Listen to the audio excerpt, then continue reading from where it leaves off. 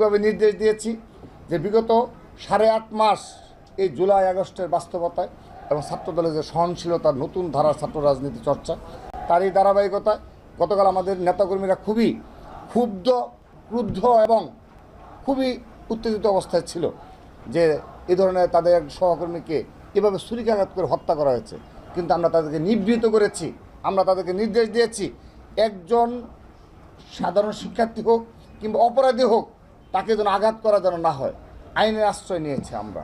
তো এটি হলো ছাত্রদলের ধৈর্য সহনশীলতার রাজনীতি। কিন্তু এই ধৈর্য সহনশীলতাকে বিগত সময় আমরা লক্ষ্য করেছি এই বাংলাদেশে গুপ্ত সংগঠন এবং এই বৈষম্যবিরোধী নামধারী কতিপয় ছাত্র নেতা যারা রয়েছে তারা এগুলোকে আমাদের হিসাবে দেখছে, আর দুর্বলতা হিসাবে দেখছে।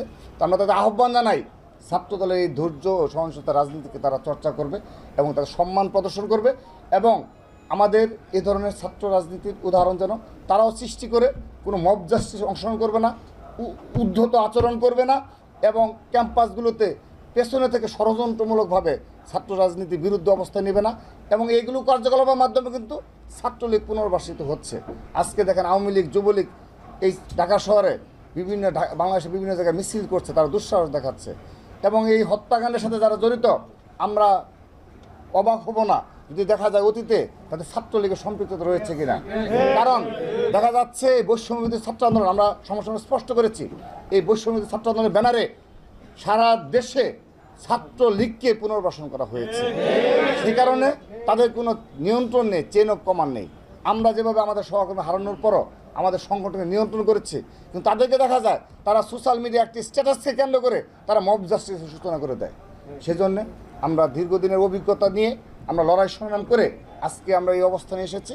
সেজন্য আমরা তাদের আহ্বান জানাই তারা যেন ছাত্রলীগের পুনর্বাসনের দায়িত্ব যেন না নেয় এবং যেভাবে এবং ক্যাম্পাসগুলোতে আমরা অবাক হব না যেভাবে আওয়ামী লীগ এবং যুবলীগ মিছিল করছে সারা দেশে, আমরা অবাক হব না অচিরেই ক্যাম্পাসগুলোতে যদি ছাত্রলীগ মিছিল করে, যদি ক্যাম্পাসগুলোতে ছাত্রলীগ কোনো নৈরাজ্যকর পরিস্থিতি সৃষ্টি করে, তার জন্য একমাত্র দায়ী থাকবে এই জুলাই আগস্টে যারা নিজেদের স্টেক হোল্ডার মনে করে তাদের অনেক দায় নিতে হবে এক্ষেত্রে। কারণ সকল ক্ষেত্রে তারাই এই অগ্রণী ভূমিকা পালন করছে, কিন্তু যখনই ছাত্রলীগের বিচারের প্রশ্ন আসে শুধু ছাত্রদলই মাঠে থাকে। তাদের মুখে আমরা কখনো দেখি না ছাত্রলীগের বিচারের দাবিতে কোনো কর্মসূচি প্রণয়ন করতে। কারণ তারা মনে করে থাকে, আমি শেষ করে দিচ্ছি, কারণ তারা মনে করে থাকে ছাত্রলীগকে নিষিদ্ধ করা হয়েছে, তার মানে ছাত্রলীগের যে নেতাকর্মী রয়েছে তাদের সাথে যে যোগদান করবে। এটি একটি রাজনীতি কৌশল হিসাবে আমরা মনে করি তারা একটি রাজনীতি কৌশল হিসাবে নিয়েছে।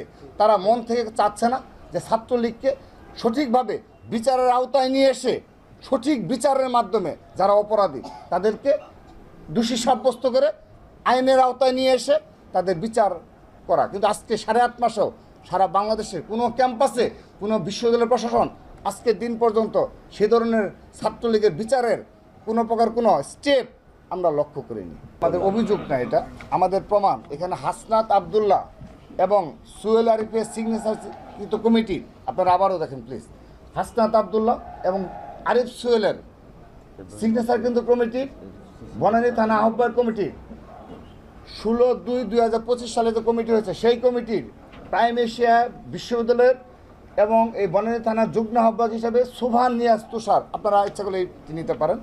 এবং আরেকটি কমিটিতেও দেখেন হাসনাত আবদুল্লাহ এবং এই আরিফ সুহেলের সিগনেচার কিন্তু কমিটিতে, এবং সামনের দিকে দেখেন হৃদয় মিয়াজি রয়েছে প্রাইম এশিয়া বিশ্ববিদ্যালয়।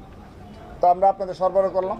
তো এরপর যদি অস্বীকার করে এটি দ্বারা প্রমাণ হয় যে তারা তাদের যেভাবে শীর্ষ নেতৃত্ব এখন আজকে হয়তো এনসিপিতে চলে গেছে, তাদের শীর্ষ নেতৃত্বের বিরুদ্ধে অনেক বড় বড় অভিযোগ এসেছে, একটি অভিযোগের কোনো বিচার কিংবা দায় স্বীকার করা তারা স্বীকার করে না। কিন্তু আমাদের ছাত্রদল আমরা যদি সামান্যতম অপরাধ পাই আমরা সাথে সাথে তার বিরুদ্ধে ব্যবস্থা নেই এবং তদন্তপূর্বক কঠোর ব্যবস্থা নেই, প্রয়োজনে আইনের আশ্রয় নেই। এটি আমাদের দীর্ঘদিনের ছাত্র সংগঠন হিসাবে এই রাষ্ট্রের প্রতি আমাদের দায় রয়েছে, ছাত্র সমাজের প্রতি আমাদের দায় রয়েছে, জুলাই আগস্টে যারা শহীদ হয়েছে তাদের প্রতি আমাদের দায় রয়েছে।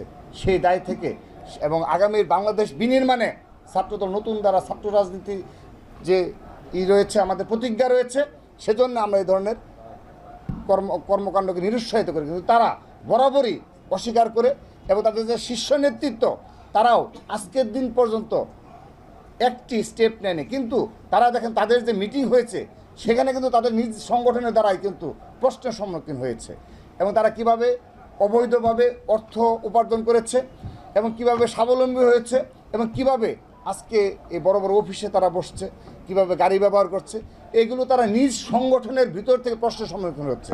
সে কারণে তারা এই হত্যাকাণ্ডের সাথে আমাদের এই তাদের যে নেতাকর্মীরা জড়িত, এটা যদি অস্বীকার করে আমরা এটি অবাক হব না। কিন্তু আপনাদের নিকট আমরা সেই দায় ছেড়ে দিলাম।